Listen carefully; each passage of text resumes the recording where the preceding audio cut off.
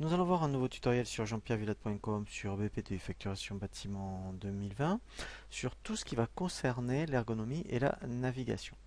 Donc, lorsque vous lancez systématiquement EBP2 Facturation Bâtiment 2020, vous avez ce qu'on appelle ici un Open Guide principal, qui est un écran de démarrage qui recense les principales options du logiciel, à savoir créer les clients.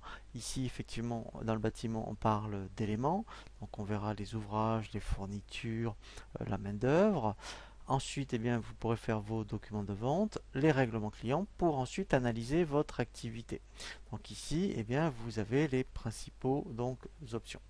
Après, l'intérêt, c'est d'utiliser ici ce qu'on appelle à gauche des menus de navigation qui recense pour chaque menu. Et bien ici après, si je clique par exemple vous voyez, donc on est dans le menu vente. Si je clique sur l'Open Guide menu vente, vous avez donc les principales options du menu, et systématiquement dès que vous allez changer de menu de navigation, vous avez ici un Open Guide qui recense les principales options.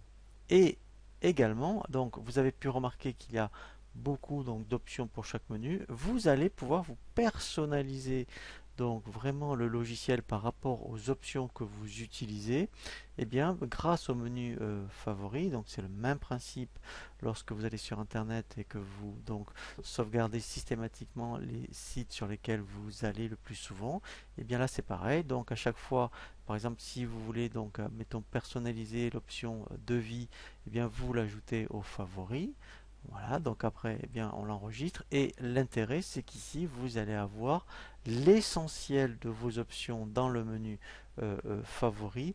Ça va vous éviter, eh bien, de chercher dans les menus. Alors, l'intérêt aussi, de passer plutôt par le menu de navigation que par le menu ici horizontal, c'est que vous avez des tâches. Vous voyez, dès que l'on est dans un menu, vous avez ici des tâches. Et il y a certaines options que vous ne trouverez que ici dans les tâches, et que vous ne trouverez pas au niveau du menu horizontal. Donc je vous invite vraiment à essayer de vous habituer à utiliser ce menu de navigation qui est à gauche, et vous verrez après, ça sera vraiment un réflexe, eh bien, de tout le temps, passer par ce menu de navigation plutôt que par le menu horizontal.